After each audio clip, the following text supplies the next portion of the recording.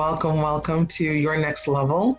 Reset your set points for optimal success in your personal life as well as in your business. I am Dr. Anita Jackson. I am the founder and CEO of the Unlimited Woman Alliance, Power Her Success, Her Global Voice, and AMJ Productions and Publications. And trust me, as much as it sounds like, wow, she's doing a whole lot, they're all coming together for the purpose of helping women specifically become unlimited in their personal life as well as in their business, removing all of those spiritual, energetic, mental, emotional, and even some of the behavioral limitations that prevent us from really showing up in our lives and having the kind of success that we were designed to have.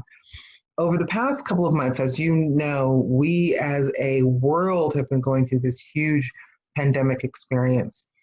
And with that, we have all been experiencing various types of setbacks. We're seeing more people dealing with sickness and illness and death. And whoever's joined us, thank you so much. Would you please mute yourself so we can keep this line as clear as possible? I really do appreciate that. But thank you for taking time out of your schedule to being here. But as I was just saying, there's so much going on in the world, and we're all struggling to get back to this place of normality.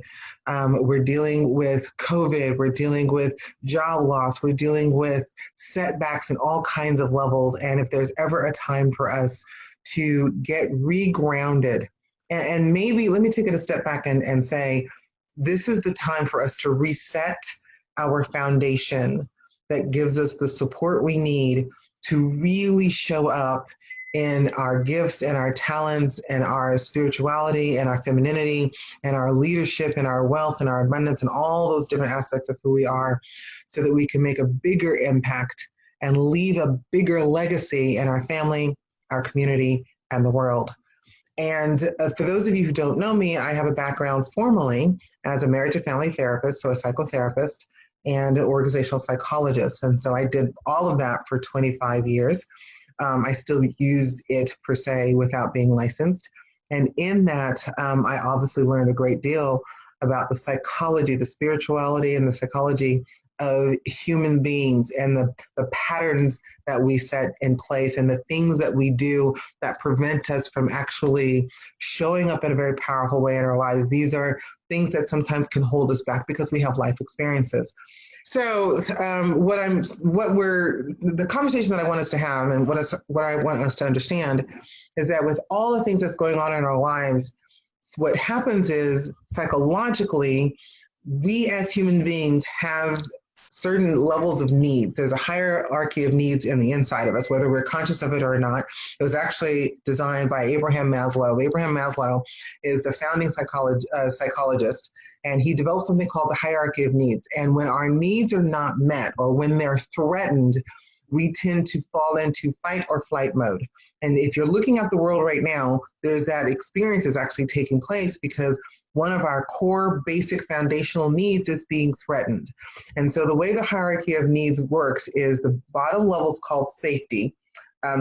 Food, water, clothing, shelter. When those things are threatened, then that means that our foundation is now unstable. And then right above that is safety, and then belonging, and then your sense of self, and then self-actualization. So all of those things kind of build together in a pyramid, if you will, so that we can get to the top level, which is self-actualization, which basically means you know all of who you are, your strengths, your weaknesses, and you accept them. And from that place, you can make the highest level of decisions for your success in your life. So what's happening right now with this pandemic is that the bottom foundation of who we are is being threatened. And there's no real answer in front of us as to when this is going to change and how are we going to, quote unquote, get back to normal. And so if we're looking on the outside for someone to create the normality for us, what we tend to do is we start to pull back. There's something inside us that says, I need to resist. We're either going to fight or flight. And I think we're having that experience right now. So you have to check in with yourself and kind of look at your own life and say, what have I been doing? Have I been pulling back? Have I been shutting down? Have I been resisting? Have I been feeling anxious or worried or frustrated or angry or any of those emotions? Those are lower emotions. And so those lower emotions tend to pull us back, even if we're in fight mode. Does that make sense? Hopefully it does. I'm sharing that with you because behind that, where a lot of people don't talk about it, is that there are set points. Now, there is something called set point theory, and originally the set point theory was focused specifically on weight. So meaning your body, the way it's designed and heredity and all of those other aspects of who you are biologically have certain set points in you, and you're going to get to a certain weight and you're not able to either lose the weight or you're not able to gain the weight. You're just going to get to a certain point and stay in what's called homeostasis. That's what we call it in psychology. And it basically means a place of balance. So this particular masterclass that I'm talking about over the next couple of days is about helping you recognize where are your set points, and is there something that you can do to reset them so that you can begin to move forward, move into your next level. Because when you're in that fight or flight mode, when you're in that pullback mode, when you're in that place where maybe you're confused, maybe you're tired, maybe you're anxious, if you're not looking at it in specific areas of your life and in your business, and that's what these next 4 days are going to be about. Today, we're just going to talk about what are your set points and how does it show up in your body, your soul, and your spirit. And then we're going to look at it from a life perspective, and then we're going to look at it from a business perspective, and then I'm going to talk about an opportunity to help you start shifting those set points and moving them to the next level so that whatever is going on in the world, you don't stay stuck here. Because to some degree, you may be feeling like I'm in the same place, I'm not making any movements, I'm not going to my next level, I'm not having the success that I want, and this is overwhelming, and what can I do to move forward? Does that make sense? Hopefully that makes sense. All right, so again, your set point, we'll only kind of talk about the psychology and the research behind it. So once they started to do some set point research in regards to the body, I forgot his name. I think his name is Scott Atkins, started to look at, is it possible that we have set points in other areas? So the next theory that came up was having a set point of happiness. And so you have a happiness set point that you'll only allow yourself to be happy for a certain period of time. And then the next thing you know, you may unconsciously sabotage that experience in your life. Well, beyond that, they started to look at, is it possible that you have set points in receiving and money and your sexuality, how much you allow yourself to experience pleasure, all of these other levels of set points in your life. And you can look at your life and really see where you've maybe even sabotaged yourself, where you have said, here's where I've gotten a certain amount of money, and then all of a sudden, unconsciously, something falls apart. The money disappears quickly. You're having more drama in your life that you're using the money to have to take care of. Maybe your car breaks down. Maybe you're having bills, unexpected bills show up. Believe it or not, those are set points. Let's say you're in a relationship with someone and you break up and then you get another relationship, and you break up and you get into another relationship. And if you start to notice that all of these relationships are the same. So not only are they patterns, but it's now a set point. So here's where I want you to start looking at your life and saying, is it possible that the reason I'm not moving into my next level is I've hit a set point and I haven't been aware of it, I haven't acknowledged it, I haven't even healed it, whether spiritually or psychologically or energetically, from a frequency and a vibration level to move through. Now, the other thing you need to know is when it comes to any kind of set point, whether it's internal or external, we don't move that much. We usually move between 1 to 2 degrees on both sides, either up or down, unless you're making a conscious decision to actually move through it. So this is what I want you to pay attention to is, am I willing to do the hard internal work to shift my set points or break my patterns that I may have established, that you have established over your lifetime, that keeps you from moving into your higher level of success? So here's another way that you can actually see if there's a set point in your life. So many of us are probably in the self-help field. We've read books like Think and Grow Rich or The Science of Getting Rich. We've heard speakers like Tony Robbins, Mary Morrissey, Les Brown, Gina DeVee, all of these different individuals who are out there speaking about being your highest and best self. We've heard that, we've read that, we've probably even said that to our own family and friends. Within that, there's a good chance you have dreams and desires yourself of living and being your optimal highest level of yourself. Have you ever thought about why you're not where you really want to be? Why, as much as you're working really hard to make it happen, it hasn't happened yet? What's the gap? What's the interference between where you are and where you believe you're supposed to be? Where that gap or that interference is probably set points. There's patterns in there that have become so strong, even from a biological perspective. You've got neurological pathways in your brain that have developed the way you think, the way you feel, the way you behave, the way you process information, the way you'll allow yourself to receive things, the way you will judge things. They're already set in the way you are living your life now. So what happens is, if you start to feel like something's missing, is those patterns and those set points are actually being disrupted to some degree, because you're getting the right kind of information, and your spirit, and I believe that your spirit is the divinity of who God is on the inside of you. So your spirit is where nothing's missing, nothing's broken, everything's whole and complete. Your spirit knows that the vision and the dreams and the desires that you have, that is what you were designed for. Your actual cells and DNA really do know that story, the destiny, that identity of who you're supposed to be is in your cells and in your DNA. It's in the breath that God has breathed inside you. It's yours. The problem is, we have lived this human life. We are spiritual beings. You've heard this. You've probably said this. We're spiritual beings in a human body having human experiences. And those human experiences have influenced at a deep cellular DNA level the energy and the vibration inside us that has tainted or colored or influenced our ability to not move into our higher spiritual selves until we make a conscious decision to take a step back and move into it. So this is where you get to sit down and really do some inner work and assess, if I have all these dreams and these desires to live my best life and I'm not there, am I willing to really ask myself the question, why? Why am I not there now? What has happened? And that doesn't mean that what you have been living and what you have been doing is wrong. That's not what I'm saying at all. Please hear me. But what I am saying is, maybe this is the time, this is the season, this whole pandemic experience and this whole quarantine that we're going through gives us an opportunity to take a step back and to reassess where we really are, and to go within and tap into our higher self, tap into our God self, and ask, am I supposed to be someplace else? Am I supposed to be someone else? Am I supposed to be at a higher level? And if so, what do I need to do in order to get there?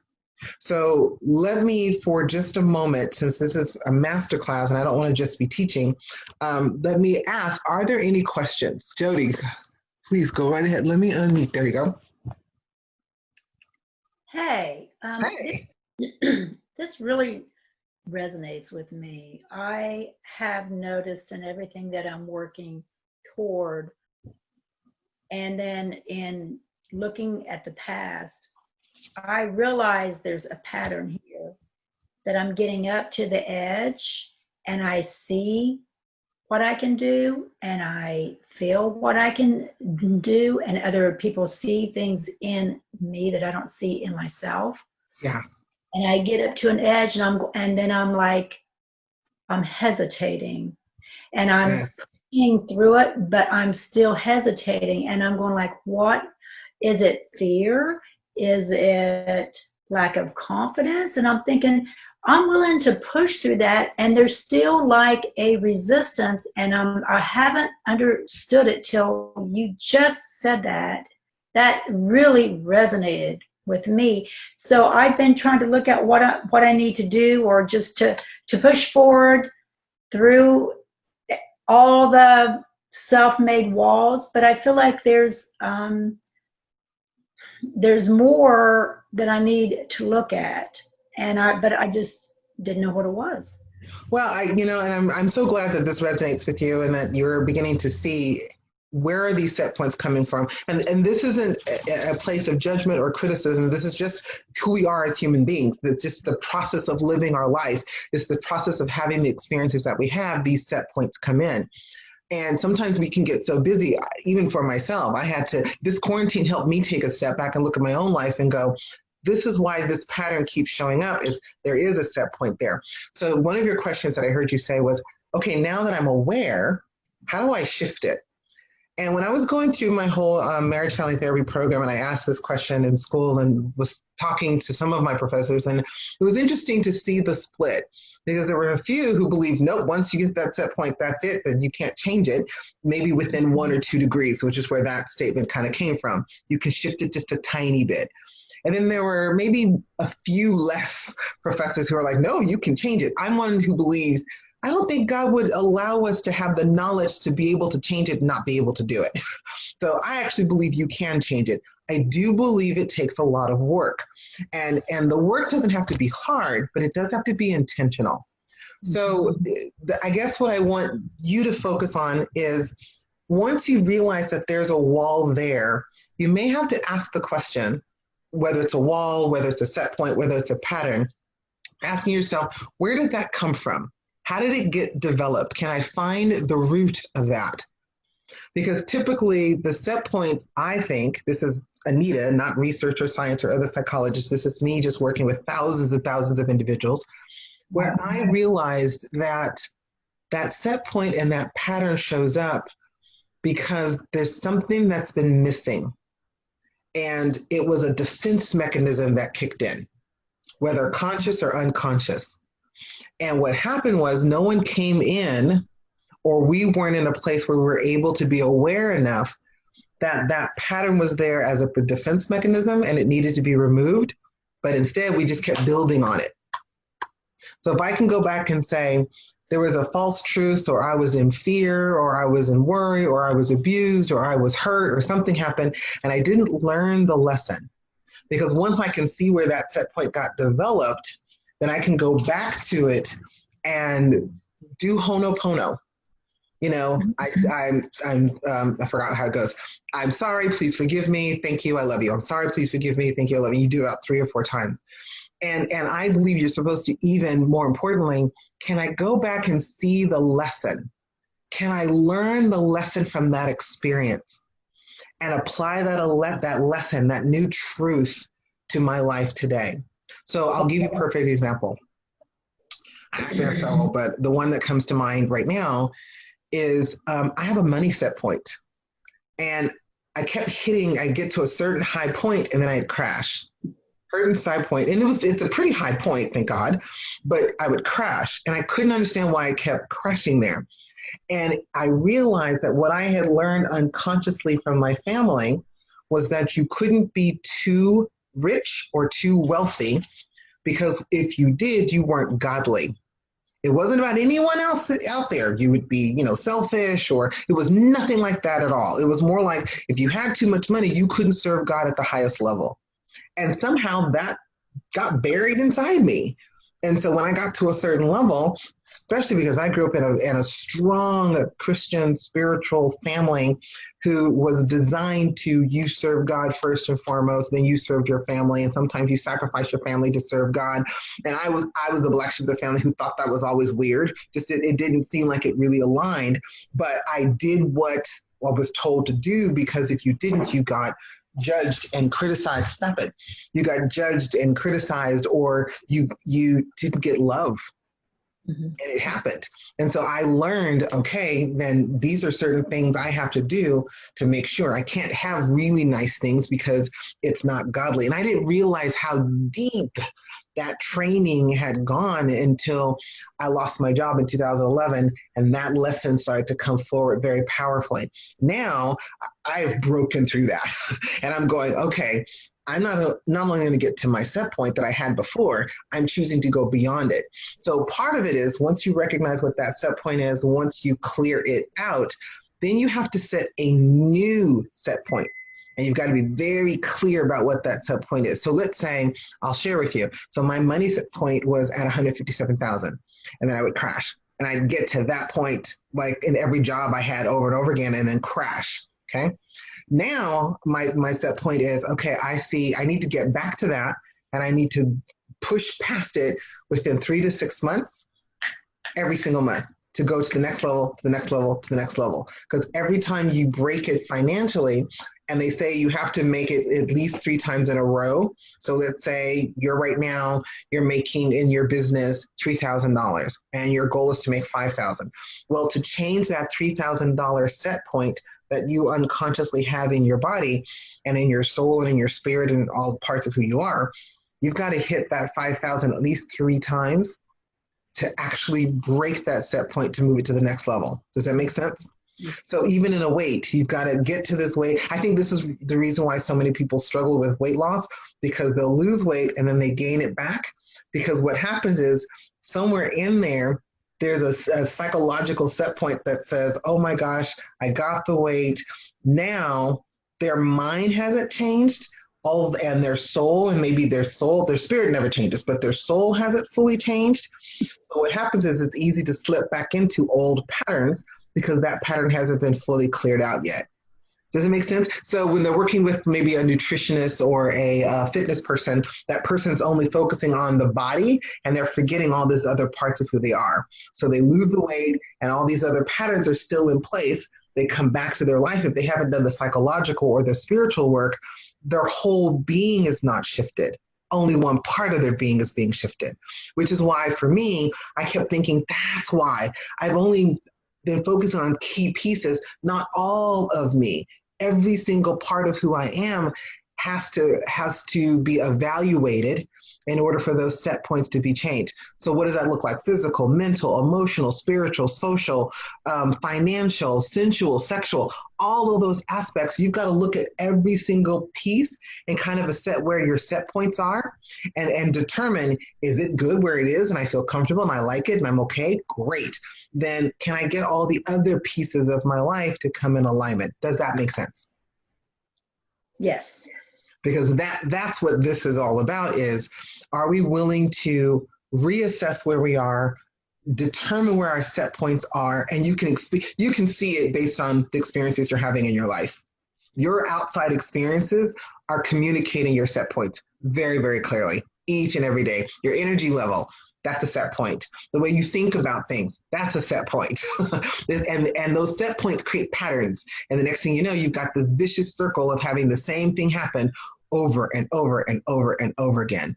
And I think God and the universe loves us so profoundly much. I don't even know if that's a way to say it, but so deeply that we're in an opportunity to reset everything. You can't reset it without assessing where you are. You can't change. It's almost like there's a particular quote I had it and just lost it. Oh my gosh. I think Benjamin Franklin said it, something like, Jody, help me out. You may actually have heard it too. I don't know. It's like, one is like, insanity is doing the same thing over and over again and expecting a different result. Well, the reason why we're expecting a different result is we're trying to break that insanity is that set point. That's why. It's like the reason why you're going insane is because there's a set point there.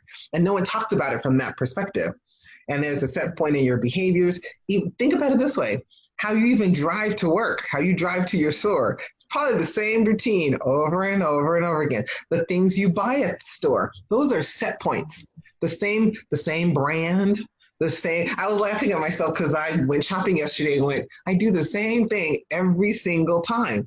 Let's shift it up. Let's go buy something different. Let's go change it just so that I can upset the pattern. So I can create a little bit of confusion. And I think that's what this whole pandemic experience is about from a spiritual level. It's kind of upsetting the cart and making us take responsibility for the fact that you're not living, you're not doing what you were designed to do. And this gives us an opportunity to step back. Okay, so I can keep talking. So let me talk about it. Let me give you some indicators of what set points look like in your body and in your soul and your spirit. Here we go. All right. So today I wanted to focus on what are set points. I kind of described them to you. How do you know if you're having some set points in your body?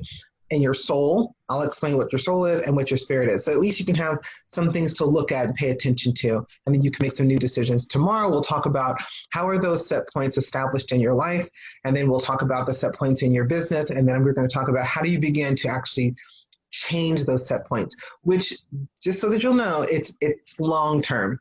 It's something that you have to continually do on a regular basis. Okay, so what are some body set points? Think of it this way. I want to make sure I look at my notes and get everything. So your stimulus, your stamina, that's not stimulus, your stamina. The stamina level that you have in your life will determine if you have a set point or not. If you're feeling like you're running out of steam, that you're not having the zest for life, that's a set point. Your weight is a set point. Easily being tired is a set point. Your energy, your vitality, your health, your beauty, your weight gain or weight loss, those are all set points that you can experience in your body. Your soul's a little bit more dynamic, I think. So let me explain your soul from my humble perspective. I feel like people interchange soul and spirit on a regular basis, but I want to qualify them differently so that you really have a better understanding. So your soul has to do with your mind, your will, and your emotions. So your mind has everything to do with how you think. Your will has to do with your actions or your behavior, so the things that you do every day. And then your emotions or your feelings, so your emotions are energy in motion, how energy actually moves in you and through you and outside of you. So this is going to also include your frequency and your vibration. And then your feelings are the experiences of emotions. There's another phrase and I just lost it. But what you're feeling, the sensations, that's the word I was looking for. The sensations that you're experiencing are your feelings. Mad, glad, sad. There are 5 basic emotions, by the way, or feelings, by the way. Mad, glad, sad, fear, and love. And then we have intensities of those 5. Mad, glad, sad, fear, and love. And then we have the intensity of those emotions or feelings. I keep getting myself confused. So emotions is energy in motion. Feelings are glad, sad, mad, fear, and love. Glad, sad, mad, fear, and love. Okay. So when we're looking at our soul and we're looking at set points, here are some key things to pay attention to. For women in psychology, in 2014, the American Psychological Association from 14 to 2017 did this huge research on women in psychology and specifically deciding American women. And what they found was that 64 to 72% of American women were dealing with higher increase of psychological problems, specifically in the area of depression and anxiety. And they felt that was due to financial and lack of support and financial issues. Those are the top 2 reasons why 64 to 72% of American women were dealing with these issues. Well, the truth be told, I don't think that's changed much. I think that's probably still the same and maybe has even increased because of what we're dealing with right now. Now, I haven't heard from the American Psychological Association if they've done anything on men, so I don't know what those statistics are. And the reason why I say that is they also said within that research that another high level of reason why so many women were struggling psychologically is many of us are dissatisfied. We're just dissatisfied within our lives. Believe it or not, dissatisfaction is a soul issue, and I also think it's a set point. So that means something's missing from our life. And 9 times out of 10, it has to do with many of us as women have unconsciously and maybe even consciously been trained to sacrifice our own needs, wants, and desires for the good of others. And so we put everyone else before ourselves. And in doing that, we end up having something missing. And then what happens is we create a pattern around it and a set point around that. And the next thing you know, you're 20 and then you get to 50 and realize, oh my gosh, I never got a chance to live my life the way I really wanted to live my life. I never got to be the woman I wanted to be. I never got a chance to experience what I needed to experience. And the only way to shift that is you have to go through some sort of an existential crisis that wakes you up and says, oh my gosh, here I am. Here's how did I get here? That's the phrase that I hear a lot. my own journey kicked in 2011 when I lost my job. I woke up one morning and realized I'm 50 or 54 and going, how on earth did I get here? What happened between there and this point?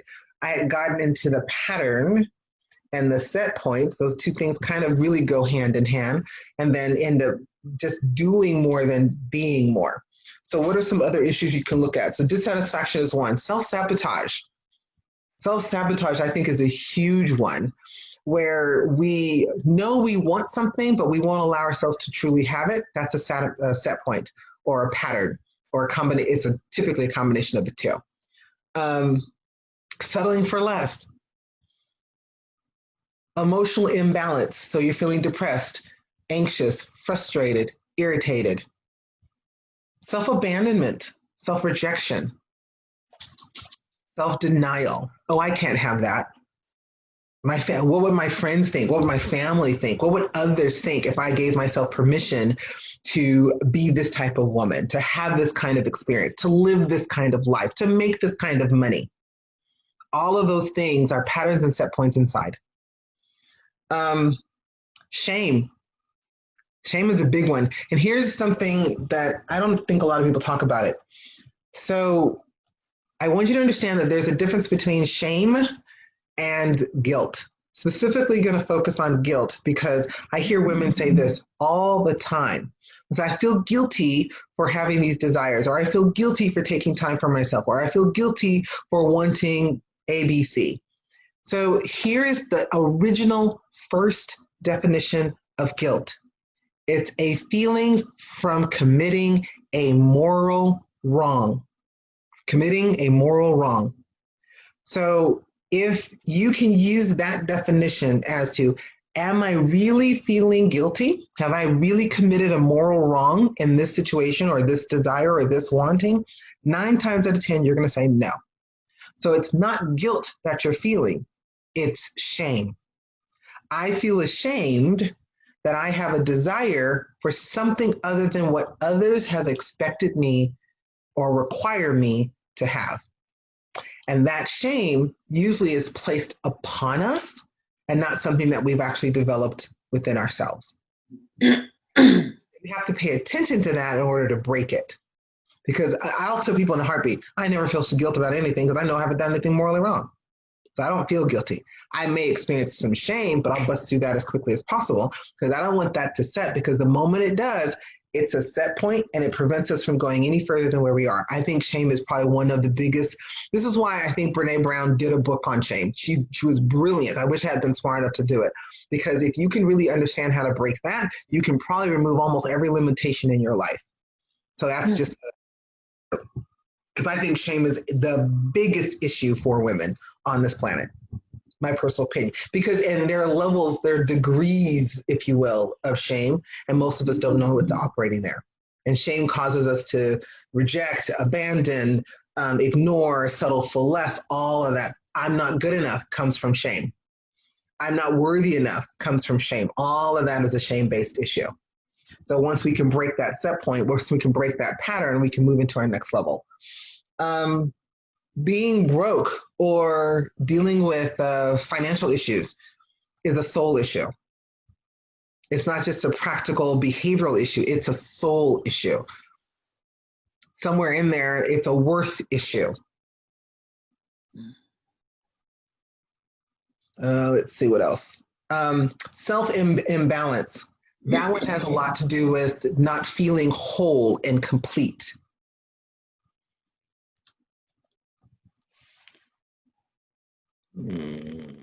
I don't want to go into a whole lot of details here, but another one that we could pay attention to in our soul has a lot to do with our receiving muscles, our ability to receive love, our ability to experience our own sensuality, our own sexuality, our own sense of expressiveness, our own femininity.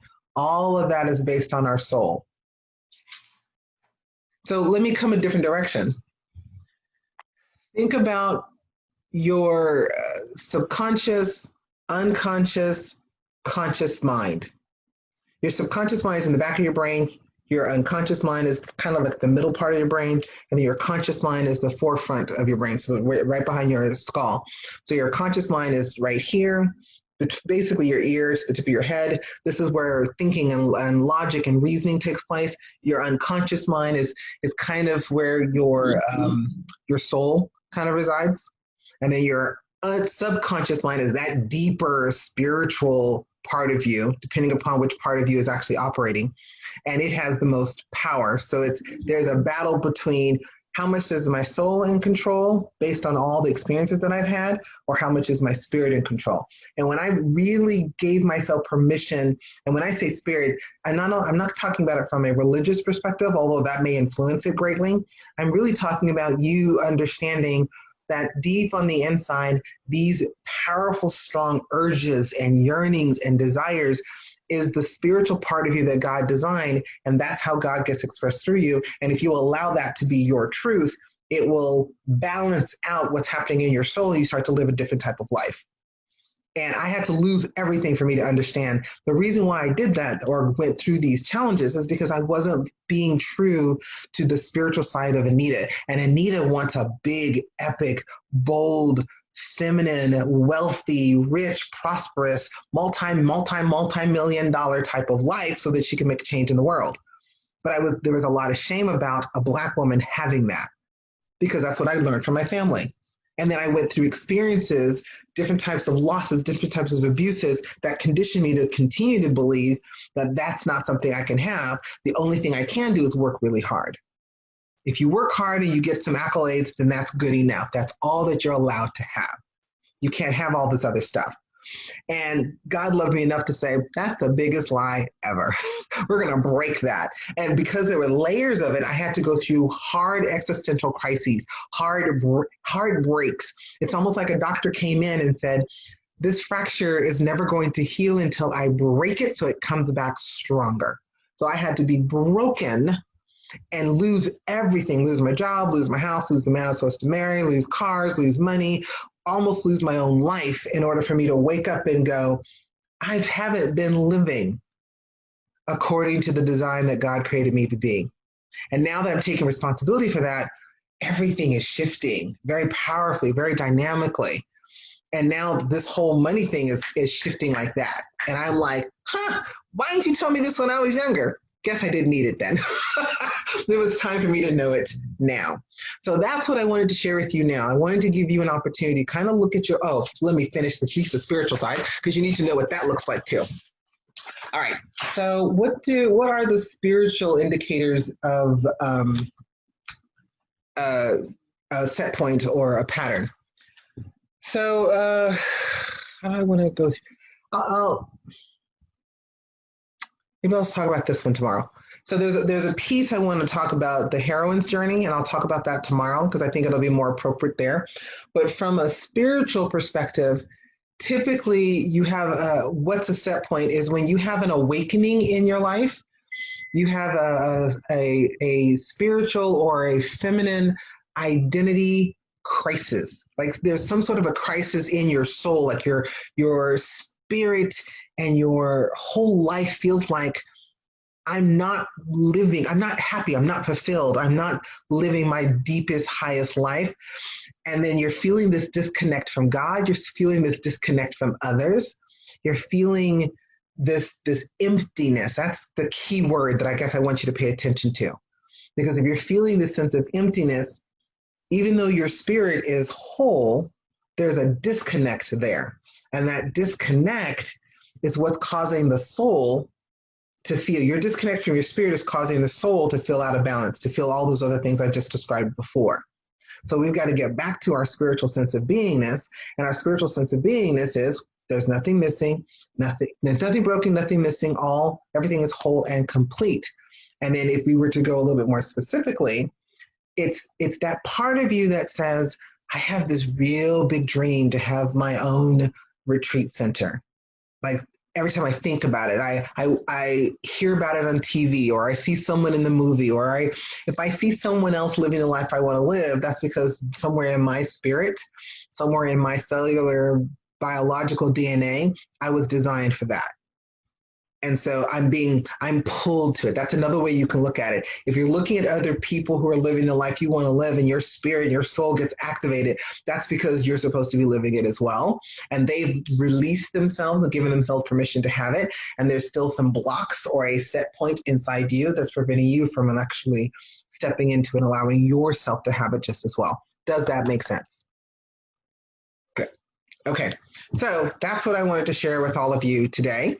And tomorrow we'll talk about the heroine's journey and how your life experiences has created some of these set points and why the heroine's journey I think is so powerful. And if you allow yourself to go through it, because believe it or not, I think we're having the hero and heroine's journey right now. This pandemic experience is taking us through that journey in this very moment. So if you understood the different stages, there's a lot to it. I can't go into a whole lot of details, but enough that you can kind of look at each piece and go, yep, that's exactly where I'm at. And how do I get back to healing this so I can move into my next level? Because when we get released back to life after this pandemic, you want to be on the other side, ready to go and to live your highest and best life and have the highest and best success in your own business.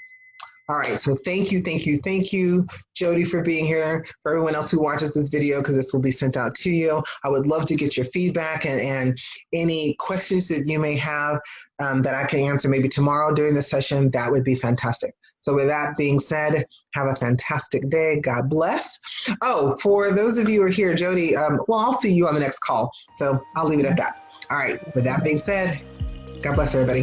Bye.